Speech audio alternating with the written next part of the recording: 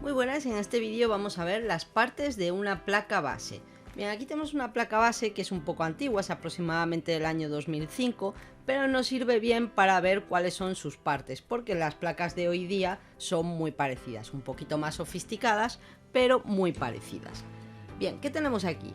Aquí tenemos el zócalo de la CPU, que es donde vamos a insertar la CPU precisamente.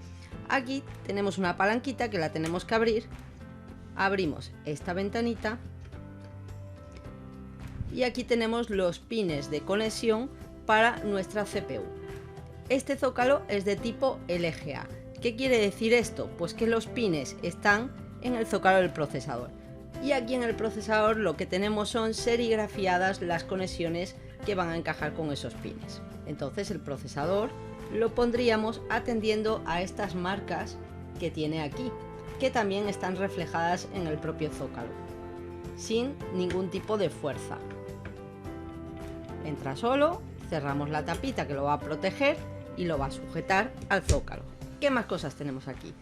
Zócalos o ranuras para la memoria RAM. En este caso tenemos dos, porque esta placa base ya incluye una tecnología de memoria RAM que se llama Dual Channel, es decir, que tenemos que colocar las memorias de dos en dos, siendo memorias exactamente iguales, misma marca, mismo modelo, mismo número de serie, pero en particular misma velocidad, misma capacidad y mismas latencias. Bien, aquí tengo una memoria y esto simplemente nos tenemos que fijar aquí en esta muesca y hacerla coincidir con la muesca que está aquí.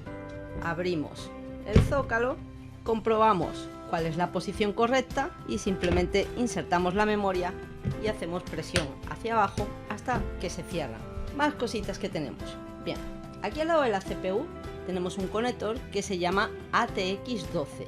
Es alimentación de 12 voltios específica para alimentar a la CPU, que estas CPU ya tienen un gran consumo en vatios y por tanto no pueden ser alimentadas solamente con la corriente que llega a través de este otro conector, que es el ATX20 antiguamente o 24 actualmente, que alimenta todos los componentes que están conectados aquí en la placa base. Fuera de la electrónica y todos los cacharros tipo condensadores, chips, etcétera, etcétera, aquí tenemos el puente norte. Debajo de este disipador habría un chip que es el puente norte. El puente norte actualmente no existe porque las funciones que tenía este puente norte, que son controlar a la memoria RAM, a la CPU y a la gráfica, es decir, a los componentes más rápidos del ordenador, actualmente lo asume el propio procesador. Pero en esta tenemos puente norte y puente sur. Entonces puente norte controla esos componentes rápidos y puente sur que va a controlar a todos los elementos de comunicación, es decir, estas ranuras de comunicación, de expansión tipo PCI, PCI Express, por ejemplo, los SATA,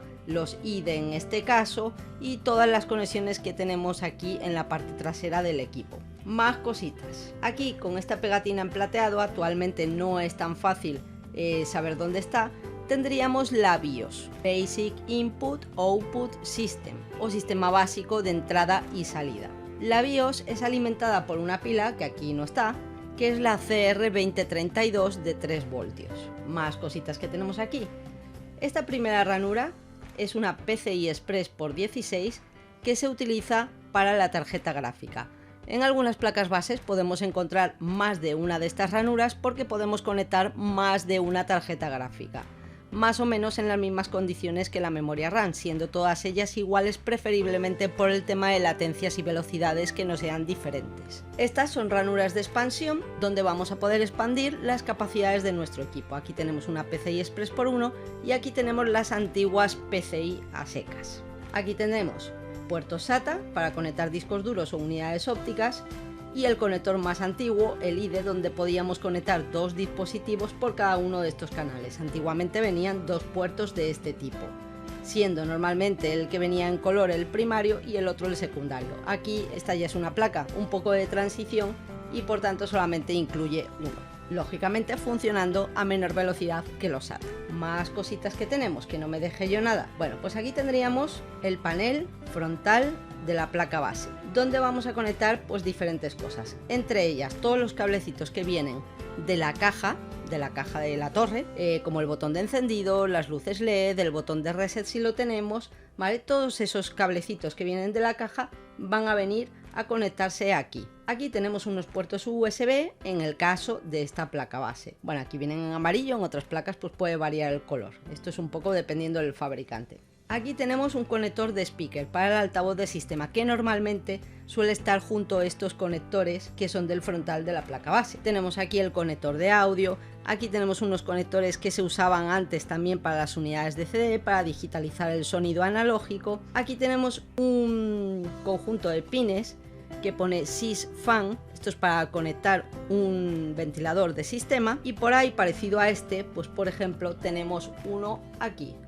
Este será el CPU Fan, y aquí es donde vamos a conectar el ventilador que viene junto al disipador que irá aquí encima, el de la CPU. Podemos encontrar algún otro tipo de esos conectores dependiendo de la placa base. Y por último, aquí tendremos el panel trasero de conexiones, donde tenemos dos puertos PS2 para conectar el morado teclado, el verde ratón, un puerto VGA donde conectábamos antiguamente los monitores, unos puertos de RCA para sonido digital, unos puertos USB, una tarjeta de red y nuestra tarjeta de sonido. Esta tarjeta de sonido normalmente podríamos encontrarla solamente con estos tres colores, rosa, verde y azul.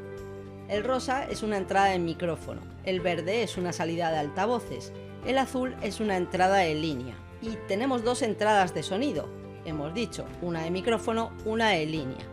Es importante que no nos confundamos a la hora de conectar un dispositivo que sea de línea en la entrada de micrófono, porque la entrada de micrófono dispone de un preamplificador que aumenta el nivel de la señal que entra por aquí, y las entradas de línea o los equipos de línea, como puede ser, no sé, por ejemplo un teclado, no necesitan de esa amplificación extra. Y por aquí tendríamos los conectores que sirven para conectar sistemas de 5.1.